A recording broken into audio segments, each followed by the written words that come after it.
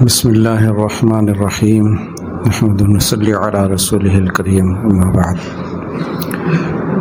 حضرت والا ضروری سفر میں اچانک تشریف لے گئے ہیں۔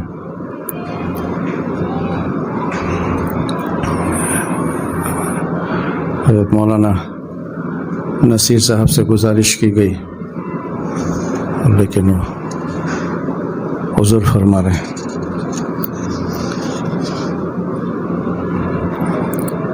یہ ملفوظات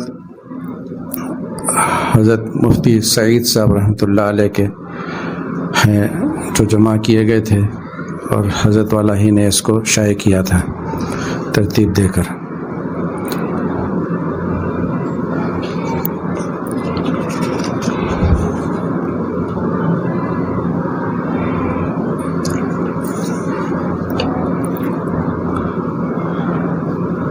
فرمایا کہ اللہ تعالیٰ نے قرآن کریم میں حضرت طالوت علیہ السلام کے لشکر کا واقعہ سورہ بقرہ میں ذکر فرمایا ہے۔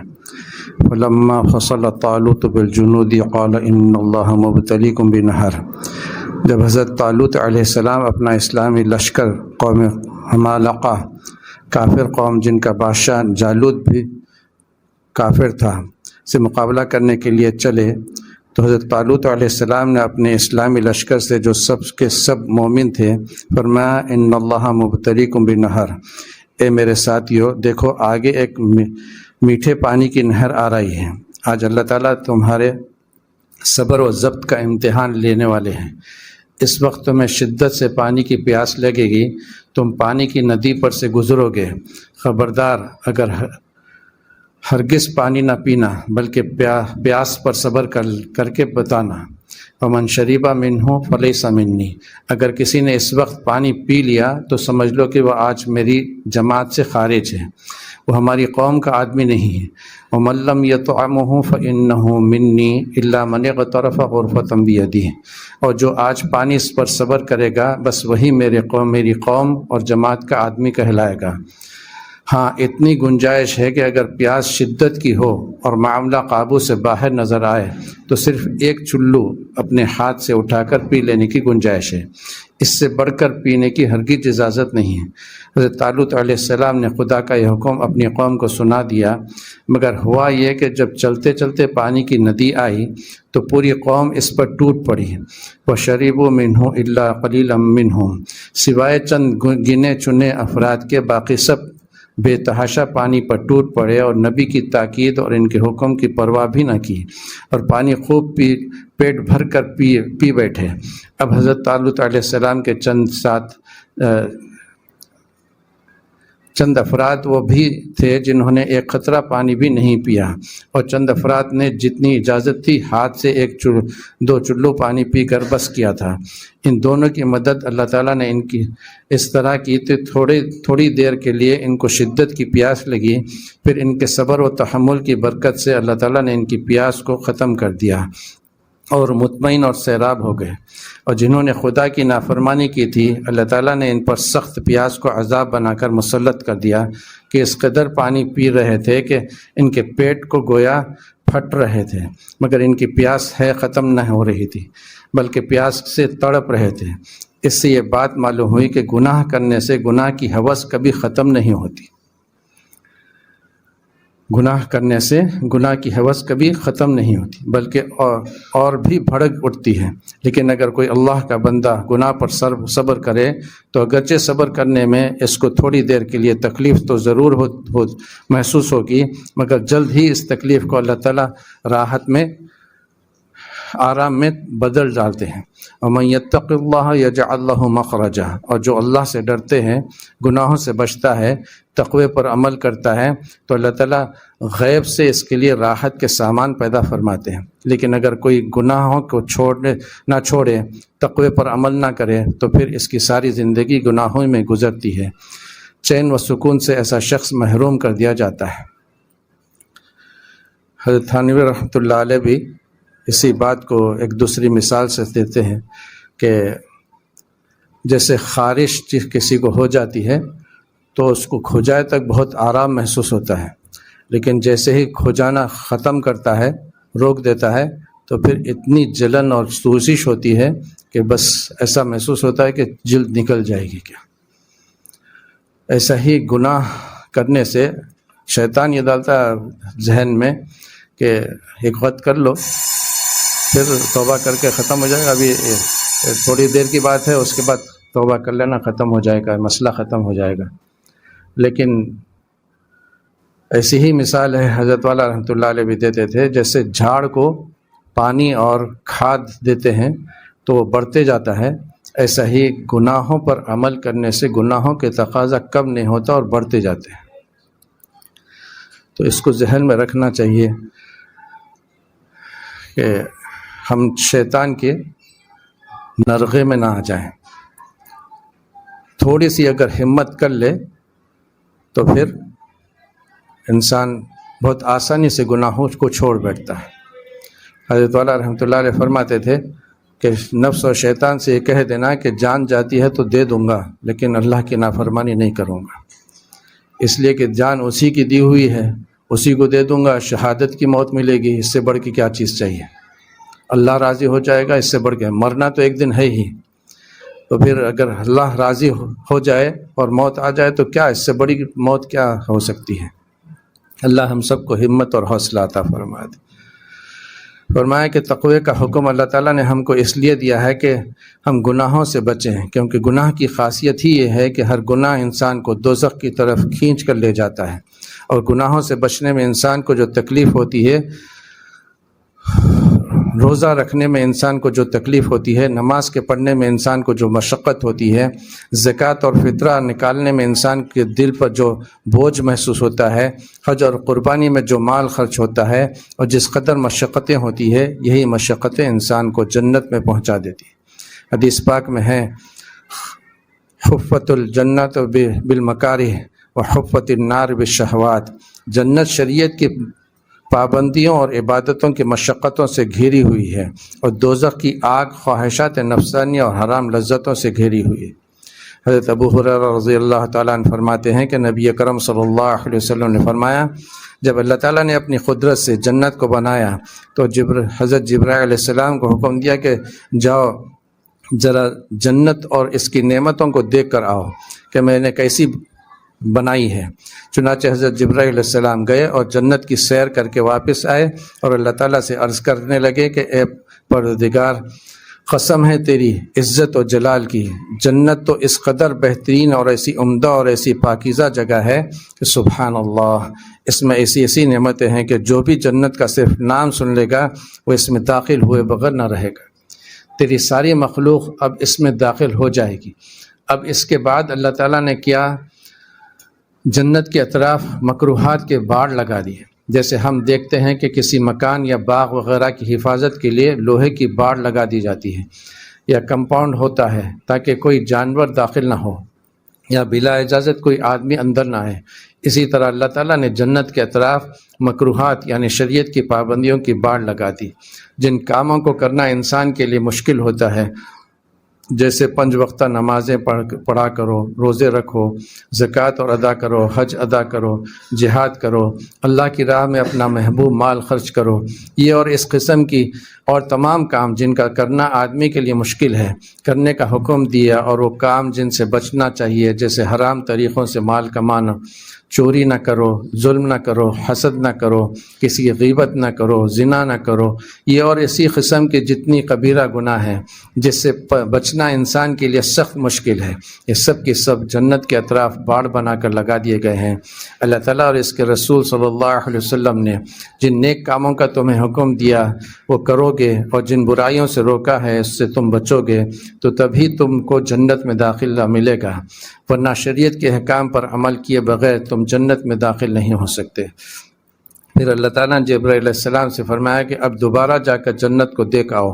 وہ گئے اور واپس آ کر اللہ تعالیٰ سے عرض کرنے لگے، اے پروردگار، تیری عزت و جلال کی قسم، مجھے اب اس بات کا سخت اندیشہ ہو رہا ہے کہ شاید ہی اب کوئی جنت میں داخل ہوگا، کیونکہ جنت کے اطراف شریعت کی ایسی پابندیاں لگی ہوئی ہیں کہ اس پر صحیح طور پر چل کر جنت میں پہنچنا بڑا مشکل مسئلہ نظر آ رہا ہے۔ اسی طرح جب اللہ تعالیٰ نے دوزخ کو پیدا کیا تو اول حضرت جبرائیل علیہ السلام سے فرمایا کہ جاؤ ذرا دوزخ کی آگ کو دیکھا ہو، میں نے کتنی بری، کتنی گندی اور کتنی ہولناک چیز بنائی ہے۔ چنانچہ حضرت جبرائیل علیہ السلام گئے اور دوزخ کو دیکھ کر آئے اور اللہ تعالیٰ سے عرض کرنے لگے کہ اے پروردگار، تیری عزت اور جلال کی قسم، دوزخ تو اتنی بری اور اس قدر وحشتناک جگہ ہے کہ جو کوئی دوزخ کا صرف نام بھی سن لے گا وہ ڈر اور خوف کے مارے اس کے قریب بھی نہ جائے گا، اور جب کوئی قریب بھی نہ جائے گا تو پھر اس میں گر پڑنے کا سوال ہی پیدا نہیں۔ پھر اللہ تعالیٰ نے دوزخ کے اطراف وہ تمام حرام اور ناجائز کام جن کے طرف آج پوری دنیا آنکھ بند کر کے بھاگ رہی ہے، جیسے سود، رشوت، جوا، لاٹری، زنا اور بدکاری اور ہر قسم کے گناہ اور خدا کی نافرمانی کے کام جو شیطان کو پسند ہے، کی باڑ لگا دی، اور حضرت جبرائیل علیہ السلام سے فرمایا کہ اب دوزخ کو جا کر دیکھو۔ تو گئے اور گھبرا کر آئے اور اللہ تعالیٰ سے عرض کرنے لگے کہ اے پروردگار، تیری عزت و جلال کی قسم، اب تو مجھے یہ اندیشہ ہو رہا ہے کہ شاید ہی کوئی دوزخ سے بچے، ورنہ میں ڈرتا ہوں کہ ہر شخص حرام میں مبتلا ہوگا، خواہشات نفسانی کا شکار ہوگا اور اس کا نتیجے میں دوزخ میں گر پڑے گا۔ اللہ ہماری اور ہر مومن کی حفاظت فرمائے۔ دیکھیے حضور اکرم صلی اللہ علیہ وسلم کی مبارک حدیث ہماری آنکھ کھولنے اور دنیا کی حقیقت کیا ہے سمجھانے کے لیے کافی ہے، اس لیے کہ آج دنیا میں جس قدر حرام اور ناجائز خواہشات جن کا ہم پیچھا کر رہے ہیں یہ سب خطرناک ہیں۔ ہمیں چاہیے کہ سختی سے گناہوں سے خود بھی بچیں اور اپنے گھر والوں کو بھی بچانے کی پوری کوشش کریں۔ اللہ ہم کو توفیق عطا فرما دے۔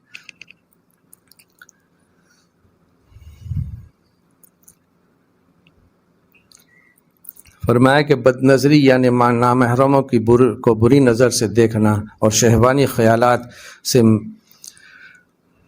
بچنا، یہ مرض آج عام ہوتا جا رہا ہے۔ حالانکہ یہ ایسا سنگین مرض ہے کہ اس سے طاعات کی انوار و برکات سب سلب ہو جاتے ہیں۔ انسان نمازیں بھی پڑھتا ہے، تہجد، اشراق اور اوابین کا بھی پابند رہتا ہے، تسبیحات اور تلاوت قرآن پاک میں بھی اپنا وقت گزارتا ہے۔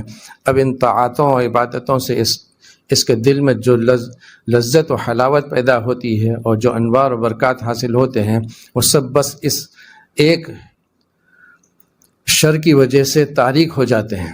آج ہم کو طاعات کے انوار و برکات کیا حاصل ہوتے ہیں اس کا پتہ ہی نہیں، تو پھر اس کے سلب ہونے کا احساس کہاں ہوگا، کیونکہ ہماری حس ہی مردہ ہو چکی ہے، جس کی وجہ سے ہمیں طاعت کا انوار کا مطلب بھی معلوم نہیں۔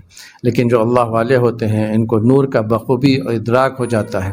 چنانچہ حضرت مولانا یعقوب صاحب نانوتوی رحمۃ اللہ علیہ جو دارالعلوم دیوبند کے صدر مدرس اور حکیم الامت حضرت مولانا تھانوی علیہ رحمہ کے استاذ بھی ہیں، کا واقعہ کتابوں میں لکھا ہے کہ ایک شخص نے حضرت رحمۃ اللہ علیہ کی دعوت کی اور حضرت رحمۃ اللہ علیہ کے معلوم نہ تھا کہ جن کے یہاں دعوت ہے ان کی آمدنی کچھ مشکوک ہے۔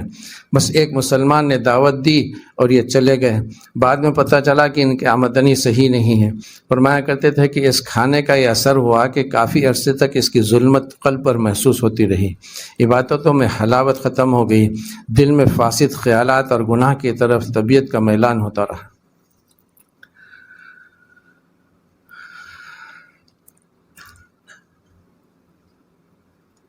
اس کی مثال ایسے ہی سمجھیے، اہل اللہ کا جو قلب ہوتا ہے وہ صاف و شفاف ہوتا ہے، جیسے ڈاکٹر کا کوٹ ہوتا ہے کہ اس پہ تھوڑا سا بھی کوئی دھبا لگ جاتا ہے خون کا ہی، یا کوئی کالا دھبا چھوٹا سا بھی لگ جاتا ہے تو کتنا برا محسوس ہوتا ہے اور کتنی بے چینی ہوتی ہے خود ڈاکٹر کو بھی۔ لیکن وہی میکینک کے کپڑوں پہ یا کوئلے کی دکان پر جو کام کرتا ہے اس کے کپڑوں پہ تھوڑی سی اور کالک بھی لگ گئی تو اس کو کیا محسوس ہوگا۔ تو ہمارے قلوب کا حال یہ ہے کہ میکینک کے کپڑے بنے ہوئے ہمارے قلوب، اور اہل اللہ کے قلوب وہ ڈاکٹر کا کوٹ ہوتا ہے۔ اب چونکہ ہم لوگوں کا ذوق اور حس خراب ہے، اس لیے بدنگاہی جو شرعاً حرام ہے اس کی ظلمت کا کوئی احساس بھی ہمیں نہیں ہوتا۔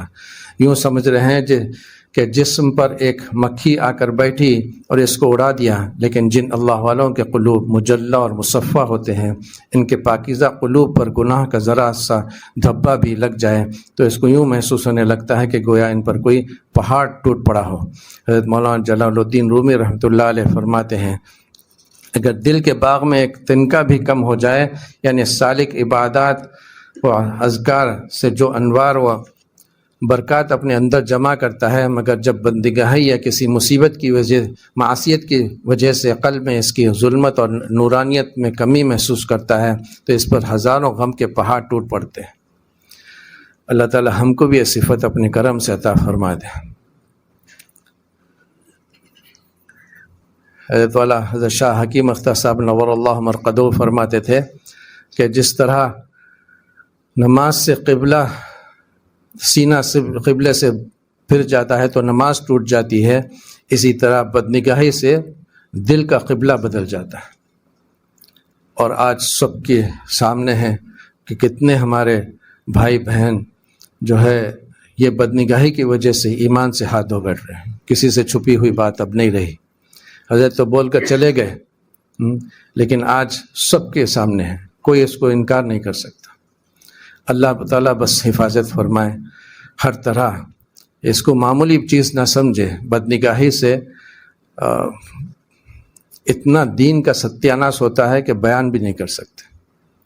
ایمان ہی باقی نہیں رہ رہا، اب اس سے بڑی کیا چیز، اس سے بڑا کیا نقصان ہو سکتا ہے کسی کا۔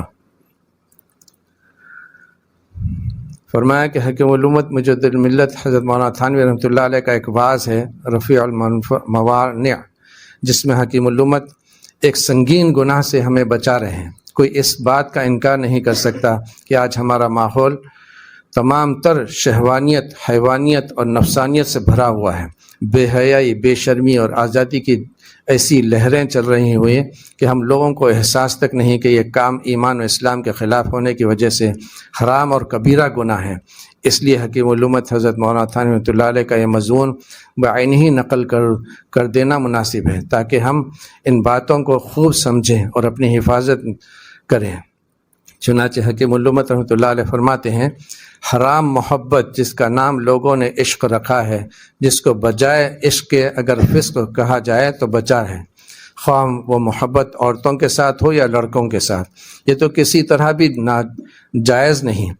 آج کل لڑکوں کی محبت کا مرض بہت عام ہو گیا ہے اور یہ فتنہ عورتوں سے بھی زیادہ سخت ہے، اور وجہ اس کی یہ ہے کہ عورتیں تو خود بھی اجنبی مردوں سے بچتی ہیں اور ان میں حیا بھی ہوتی ہے اور نیز وہ پردے میں رہتی ہیں۔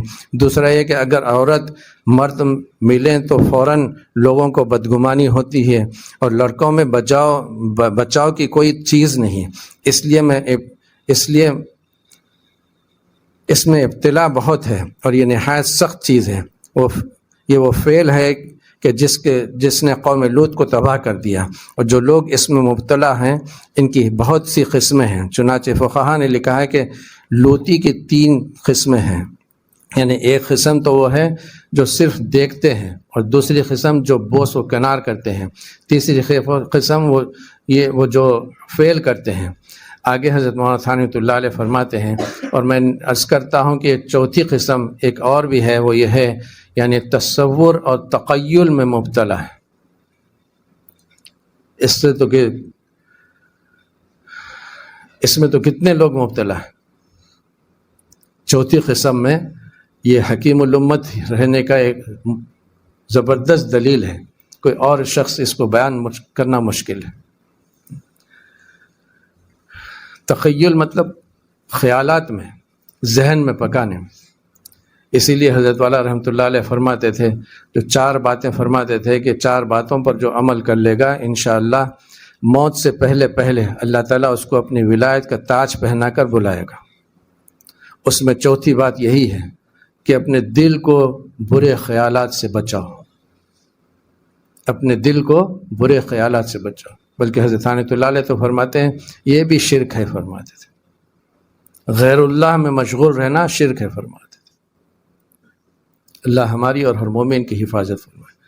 یہ قلب کی لطاوت ہے، اور دلیل اس کی وہ حدیث ہے، قلب بھی زنا کرتا ہے اور اس کا زنا خواہش کرنا ہے، اور یہ فعل زیادہ سخت اس لیے ہے کہ عورت کسی وقت حلال ہونے کا تو محل ہے، اور اس فعل خبیث میں تو حلت کا وسوسہ بھی نہیں، اور یہ فعل فطرت سلیمہ کے بالکل مباین اور مخالف ہے، اور اس فعل کے عقوبہ بھی سخت بلائیں نازل ہوتی ہیں۔ اللہ حفاظت فرمائے۔ حضرت والا رحمۃ اللہ علیہ فرماتے تھے کہ قوم لوط کو جو عذاب دیا گیا ویسا عذاب کسی قوم کو نہیں دیا گیا. اتنا سخت، اتنا خطرناک عذاب کسی قوم کو نہیں دیا گیا قوم لوط کو جیسا عذاب دیا گیا. اللہ تعالیٰ حفاظت فرمائے.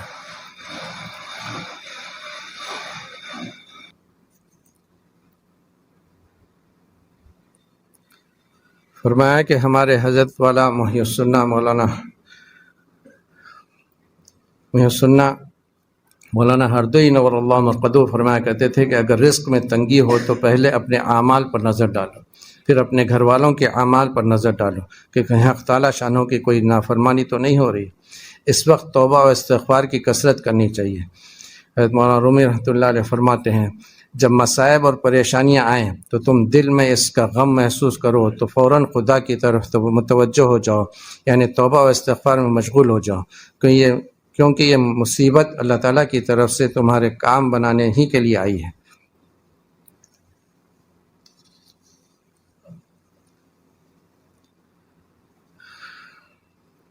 اب مسلمانوں میں سے احساس ختم ہوتے جا رہا ہے، گناہوں کا احساس ختم ہوتے جا رہا ہے.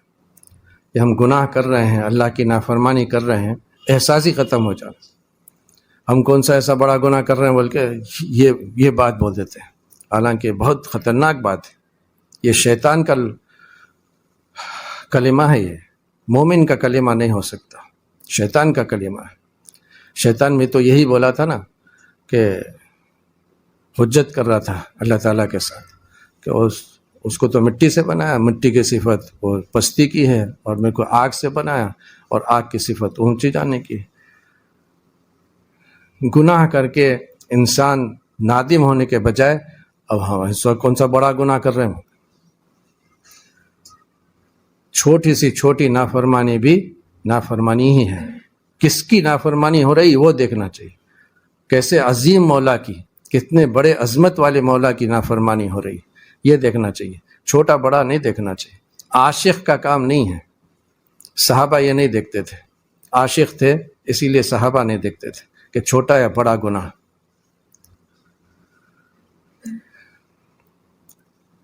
اما جان عائشہ رضی اللہ تعالیٰ عنہ کو بھی حضور صلی اللہ علیہ وسلم نے یہی فرمایا تھا، عائشہ کوئی چھوٹے گناہ کو چھوٹا سمجھ کر مت کرو، پتہ نہیں اسی پر تمہاری پکڑ ہو جائے. اور کوئی چھوٹی نیکی کو چھوٹی سمجھ کر مت چھوڑ دو، پتہ نہیں اسی پر تمہاری مغفرت ہو جائے. وہ واقعہ کتنے وقت مشہور ہے کہ ایک فاحشہ عورت نے ایک پیاسے کتے کو پانی پلا دیا تو اس کی مغفرت ہو گئی. ہم بول تو دیتے ہیں لیکن خود عمل کتنا کرتے ہیں، وہ اپنی زندگی میں جھانکنے کی ضرورت ہے. فرمایا کہ اللہ کی شان اور اس کی قدرت اس قدر عجیب ہے کہ ہم اس کا کوئی احاطہ ہی نہیں کر سکتے. اس کی شان و قدرت کے معرفت کے لیے گلزار ابراہیم کے اشعار انتہائی مؤثر ہیں. حکیم الامت حضرت تھانوی رحمۃ اللہ علیہ نے اس کے پڑھنے کی ترغیب دی ہے. چنانچہ صاحب گلزار ابراہیم رحمۃ اللہ علیہ دیکھیے کیا فرماتے ہیں، کعبے میں پیدا کرے زندیق کو، یعنی لکھا ہے کہ ابو جہل کی پیدائش کعبۃ اللہ شریف کے اندر ہوئی. اس کی ماں کعبۃ اللہ کا طواف کر رہی تھی کہ وہیں اس کی پیدائش ہو گئی. چنانچہ فرماتے ہیں کعبے میں پیدا کرے زندیق کو، لاوے بت خانے سے وہ صدیق کو. اہلیہ لوط نبی ہو کافرہ، زوجہ فرعون ہوئے طاہرہ. زادہ آزر خلیل اللہ ہو اور کنعان نوح کا گمراہ ہو. دیر کو مسجد کرے مسجد کو دیر، غیر کو اپنا کرے اپنے کو غیر. فہم سے بالا خدائی ہے تیری، عقل سے برتر خدائی ہے تیری.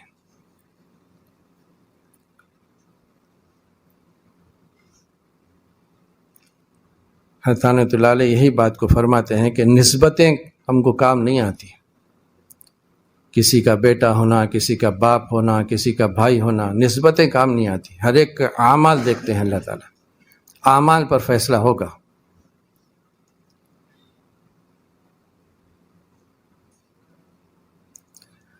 فرمایا کہ اللہ تبارک و تعالی قرآن پاک میں فرماتے ہیں فمن زحزح عن النار وادخل الجنۃ فقد فاز، جو دوزخ سے بچا لیا گیا اور جنت میں داخل کر گیا تو بس وہی شخص حقیقت میں کامیاب اور قابل مبارکباد ہے۔ دیکھیے ایک جنت ہے اور ایک دوزخ ہے۔ گناہ کا ارتکاب کرنے والا دوزخ میں جاتا ہے اور نیک عمل کرنے والا جنت کا مستحق بنتا ہے۔ جنت اور دوزخ دونوں میں دوزخ سے بچنے کی فکر زیادہ اہم اور ضروری ہے، کیونکہ دوزخ کوئی معمولی چیز نہیں ہے۔ اللہ تعالی ہم سب کو دوزخ سے محفوظ رکھے، آمین۔ کیونکہ دوزخ میں ایک سیکنڈ کے لیے جانا بھی ناقابل برداشت ہے۔ یہی وجہ ہے کہ حضرت سیدنا آدم علیہ السلام سے لے کر حضور صلی اللہ علیہ وسلم تک جتنے بھی انبیاء اکرام علیہ السلام دنیا میں تشریف لائے، سبھی پیغمبروں نے اللہ تعالیٰ کے عذاب سے پناہ مانگی ہے، اور انبیاء اکرام علیہ السلام کے بعد تمام صحابہ اکرام رضی اللہ تعالیٰ عنہ اجمعین اور حضرات اولیاء اللہ نے انہی کے نقش قدم پر چلے ہیں، اور سمجھو اور سبھوں نے دوزخ سے پناہ مانگی ہے۔ ایک بزرگ تو یوں فرماتے ہیں، یعنی اے اللہ، میں نہیں کہتا کہ آپ میری عبادتیں اور میری نیکیاں قبول فرما لیجئے، بلکہ میں تو صرف اتنا چاہتا ہوں کہ بخشش کا قلم میرے گناہوں پر پھینک کر مجھے دوزخ کی آگ سے بچا لیجئے۔ مجھے جنت کے مراتب نہ ملیں صحیح، لیکن دوزخ سے رہائی مانگتا ہوں۔ حضرت قاری امیر حسن صاحب رحمۃ اللہ علیہ یہ شعر کو، یہ فارسی میں شعر ہے اس لیے نہیں پڑھا، میں مجھے فارسی آتی نہیں، اردو بھی نہیں آتی، لیکن اب مجبوراً بیٹھنا پڑا۔ اور حضرت قاری امیر حسن صاحب رحمۃ اللہ علیہ اس شعر کو بار بار سناتے تھے، اور یہ شعر حضرت جیلانی رحمۃ اللہ علیہ کا ہے فرماتے تھے۔ انہوں نے جب حرم کو گئے تو حرم میں یہ طواف کرتے وقت یہ شعر پڑھا فرمایا کرتے تھے۔ فرمایا کہ دنیا میں بڑے بڑے اولیاء اللہ کی حالت یہ تھی کہ وہ رات دن خدا کی نافرمانی سے بچ کر خدا کی یاد اور عبادت میں مشغول رہا کرتے تھے، اور ساتھ ہی یہ فکر ہر وقت انہیں بے چین اور بے قرار کرتی تھی کہ نہ معلوم ہمارا خاتمہ کیسا ہوگا۔ تمام اولیاء اللہ کے سردار حضرت محبوب سبحانی شیخ عبد القادر جیلانی رحمۃ اللہ علیہ اپنے بارے میں فرماتے ہیں کہ کبھی تو میں اپنی عبادتوں کی وجہ سے فرشتوں سے بھی آگے بڑھ جاتا ہوں کہ فرشتے بھی میری عبادتوں کو دیکھ کر رشک کرنے لگتے ہیں، اور کبھی گناہوں کے خیالات یا کسی نالائقی پر شیطان بھی ہنس پڑتا ہے۔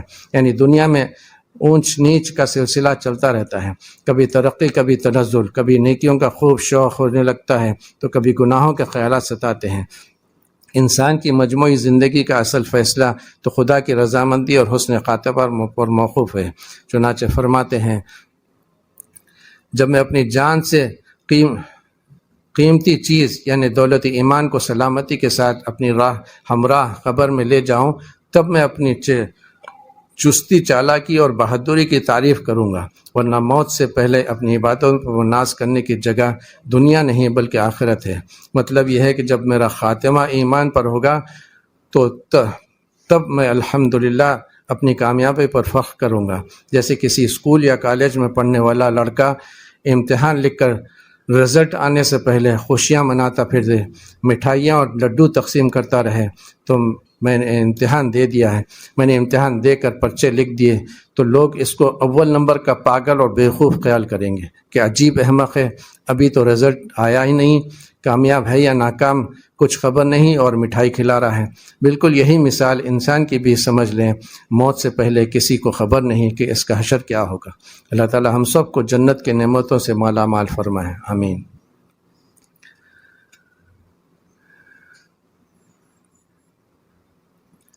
حضرت مولانا منظور نعمانی رحمۃ اللہ علیہ سے ملاقات، ان کے آخری ایام میں ملاقات کا شرف حاصل ہوا تھا۔ حضرت ایک تخت پر بالکل بہت ہی دبلے پتلے نحیف و نازک بیٹھے ہوئے تھے۔ میں اور ایک ساتھی ہمارے گئے تھے ملاقات کے لیے، تو تھوڑی دیر بات چیت ہوئی، ہم کچھ نصیحت پوچھے حضرت سے، پھر نکلتے وقت مصافحہ کرتے وقت دعا کی گزارش کی گئی، تو حضرت خود کہنے لگے کہ میرے لیے دعا کر دیجئے کہ میرا خاتمہ ایمان پر ہو جائے۔ جو اپنی پوری زندگی دین کے لیے وقف کر دیے تھے، معرف الحدیث سب کے سامنے ہے کیسا زبردست کارنامہ حضرت کا تھا. اور ایک بلکہ میری نظر میں تو اس سے بھی بڑا ایک کارنامہ ہے جو وہ کتاب خمینی اور شیعیت جو انہوں نے لکھی ہے. کتنے مجاہدے سے لکھی وہ کتاب. حضرت مولانا سجاد صاحب کا تو فرماتے ہیں کہ معالج نے سخت پرہیز بتایا تھا کہ اب کتاب نہ دیکھنا، نہ پڑھنا، نہ لکھنا. اس کے باوجود بھی جو ہے گھر والے ان کو سلا دیتے تھے اور مصنوعی خراٹے لیتے تھے. اور جیسے ہی محسوس ہوتا کہ اب گھر والے بھی سو گئے ہوں گے تو فوراً اٹھتے اور کمبل اوڑھ کر ٹارچ کی لائٹ میں کتابیں پڑھ کر وہ کتاب لکھی ہے، جس سے بہت بڑے بڑے علماء کا ایمان بچا ہے. اس لیے کہ خمینی نے ایران میں ایک علاقے کو بالکل اسلامی ماحول میں تبدیل کر سارے عالم سے مسلمان علماء کو بلا کر اس کا نظارہ کرا کر بتایا تھا کہ دیکھو یہاں اسلامی مملکت میں نے قائم کر دی ہے. سب دھوکے میں آ گئے تھے. یہاں حیدرآباد کے بھی بعض بڑے بڑے علماء جا کر اس کے دھوکے میں آ گئے تھے، لیکن یہ کتاب حضرت نے لکھ کر سب کی آنکھیں کھول دی. کتنے علماء کا ایمان محفوظ ہو گیا.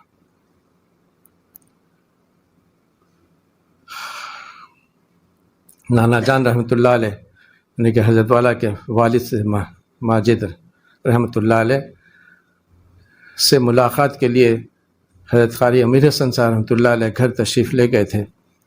تو جب نانا جان کا دماغ اتنا یہ نہیں تھا، مطلب ذوف اور نقاہت تھی، تیار ہو کر آ کر استاذ تھے، تقریباً ہم عمر تھے لیکن استاذ تھے. 2 زانو بیٹھ گئے سامنے، 2 زانو بیٹھے اور تھوڑی دیر بیٹھے رہے. ایسے ہی دونوں بھی خاموش بیٹھے رہے. پھر تھوڑی دیر کے بعد نانا جان نے حضرت قاری صاحب رحمۃ اللہ علیہ سے عرض کیا کہ حضرت میرے لیے حسن خاتمہ کی دولت مل جائے، اس کے لیے دعا فرما دیجیے.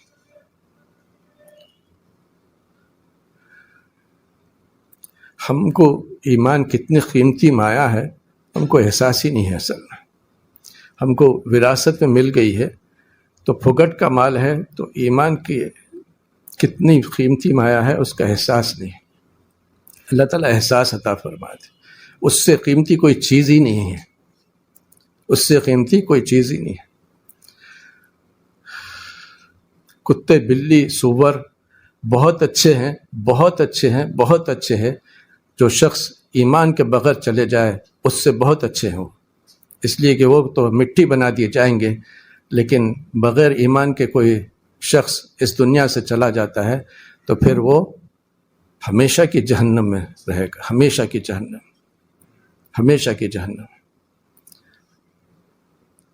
اللہ تعالیٰ بس اپنے کرم سے ہمارے اپنے ایمانوں کی حفاظت کی توفیق عطا فرما دے اور ہم کو اپنے ایمان سے ہی سلامت لے جانے والے اعمال کی توفیق عطا فرما.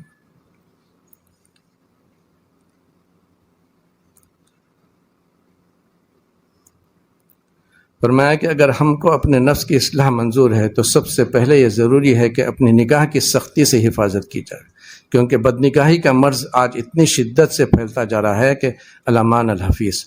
آنکھوں کی ذرا سی بے احتیاطی انسان کو بڑے بڑے سنگین گناہوں میں مبتلا کر دیتی، اور جب تک آدمی اپنی نگاہ کو قابو میں نہ رکھے اس وقت تک اپنے نفس کی اصلاح کا تصور ہی محال ہے.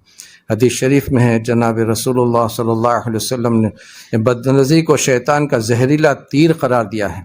چنانچہ ارشاد فرمایا کہ النظر سہم مسموم من سہام الابلیس، یعنی بدنگاہی ابلیس کے زہر کے بجھے ہوئے تیروں میں سے ایک تیر ہے. کبیرہ گناہوں کی خاصیت یہ ہے کہ ایک گناہ بھی انسان کو تباہ کرنے اور جنت کے بجائے جہنم میں لے جانے کے لیے کافی ہے. بعض اوقات ایک ہی بدنگاہی انسان کی سوچ، اس کی فکر، اس کے خیالات اور اس کے جذبات سب کو تباہ کر ڈال دیتی. اسی لیے اسلام نے انسان کو بدنگاہی اور فحاشی سے بچانے کے لیے نگاہ کی حفاظت کا سختی سے حکم دیا کہ اپنی نگاہ کو نیچے رکھو، کیونکہ جب تمہاری نگاہ پاکیزہ رہے گی تو آگے شرمگاہ کی حفاظت ہو جائے گی۔ قرآن کریم میں اللہ تعالیٰ نے صاف الفاظ میں حکم دیا ہے کہ قل للمؤمنین یغضوا من ابصارہم یحفظوا فروجہم، یعنی اے پیغمبر مومنوں سے کہہ دو کہ اپنی نگاہیں نیچی رکھیں اور اپنی شرمگاہوں کی حفاظت کریں۔ ہمارے حضرت والا رحمۃ اللہ علیہ تو پوری زندگی یہی ایک مضمون پر بیان کرتے رہے، جہاں جاتے ساری دنیا میں سفر کرتے رہے، لیکن یہی ایک مضمون۔ اور حضرت فرماتے تھے کہ ایک گناہ سے جو بچ جائے گا دوسرے گناہوں سے بچنا اس کو بہت آسان ہو جائے گا، بہت آسان ہو جائے گا۔ اور پھر مثال دیتے تھے کہ جو بھینس کو اٹھا لے گا بکری کے بچے کو اٹھانا کوئی مشکل کام ہے، تو نگاہوں کی حفاظت کرنا بھینس کو اٹھا لینا ہے، فرماتے تھے۔ آج تو یہ مرض اتنا خطرناک ہے، اتنا خطرناک ہے، اتنا خطرناک ہے، بس حضرت والا دامت برکاتہم ہی نے کئی مرتبہ وہ واقعہ بھی سنایا۔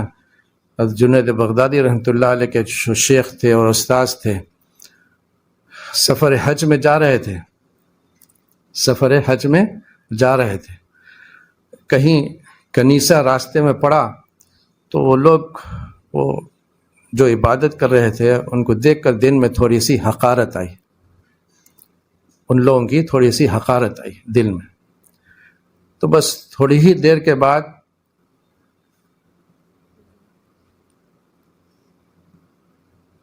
وہاں پڑوس میں ایک مسجد تھی، وہاں اوپر چڑھ کر اذان دیے، تو اذان دیتے دیتے ہی اس کنیسہ کے پادری کی بیٹی پر نظر پڑی اور اس پر عاشق ہو گئے۔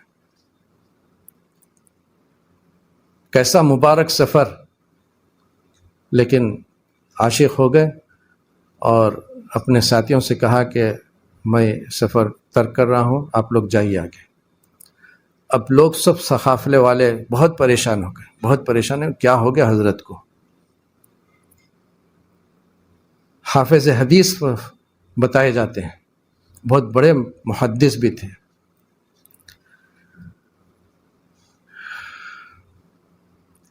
لیکن لوگوں نے سب بہت سمجھایا، بہت کوشش کی ہے، لیکن وہ مانے نہیں۔ اب ادھر سفر بھی جاری رکھنا تھا، ورنہ حج کا مسئلہ تھا۔ وہ لوگ چلے گئے، وہاں جا کر بھی حرمین میں بہت دعائیں کی ہے، بہت دعائیں کی حضرت شیخ کے لیے۔ تو واپس ہوئے، قافلہ اسی راستے سے واپس ہوا تو دیکھتے ہیں کہ جس عصا سے خطبہ یہ کرتے تھے اسی عصا سے سور چلا رہے ہیں، اس لیے کہ وہ لڑکی کہنے لگی کہ تم میرے عاشق ہو تو میرے ابو سے کہو کہ تم نکاح کرنا چاہ رہے ہو۔ تو پادری سے کہا کہ میں اس سے نکاح کرنا چاہ رہا ہوں، تو اس نے کہا کہ تم مسلمان ہو، میں تو عیسائی ہوں، تم سے کیسا نکاح ہوگا؟ تو میں بھی عیسائی بن جاتا ہوں، میں بھی عیسائی بن جاتا ہوں۔ تو اس نے کہا کہ مجھے کیسے یقین آئے کہ تم عیسائی ہو گئے ہو؟ 1 برس تک کم سے کم ہمارے سور چراؤ تو مجھے یقین آئے گا، 1 برس تک۔ تو واپس میں یہ نظارہ دیکھا ان لوگوں کو بہت تکلیف ہوئی۔ پھر وہاں پر رک کر ان لوگوں نے خوب رویا، خوب رو کر دعائیں مانگی شیخ کے لیے۔ بہرحال اللہ تعالیٰ نے ان کی دعائیں قبول کی۔ حج کے سفر سے واپس ہو رہے تھے، ان لوگوں کی دعائیں قبول کی۔ پھر اللہ تعالیٰ نے ان کو ایمان کی دولت سے نوازا۔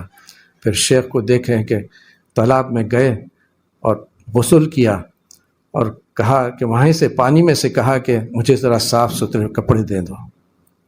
پھر ان کو کپڑے دیے گئے، تو وہ کپڑے پہن کر پھر انہوں نے نماز پڑھ کر پھر بتایا۔ انہوں نے پوچھا، لوگوں نے پوچھا کہ حضرت کیا ماجرا ہے، کیا پیش آ گیا تھا؟ تو کہا 2 چیزیں اس میں عبرت کی ہیں۔ ایک تو کسی کو حقیر نہیں سمجھنا چاہیے، کسی کو بھی حقیر نہیں سمجھنا چاہیے، کافر کو بھی حقیر نہیں سمجھنا چاہیے۔ اسی لیے حضرت والا حضرت ثانوۃ اللہ علیہ فرمایا کرتے تھے کہ تمام مسلمانوں سے کمتر ہوں فی الحال، تمام مسلمانوں سے کمتر ہوں فی الحال، اور تمام کفار و مشرکین سے بھی کمتر ہوں فی المعال۔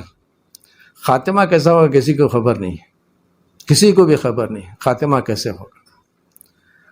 تو کسی کو بھی حقیر سمجھنے کا ہم کو حق ہی نہیں پہنچتا، اس لیے کہ ہم کو خبر ہی نہیں ہے ہمارا خاتمہ کیسا ہوگا.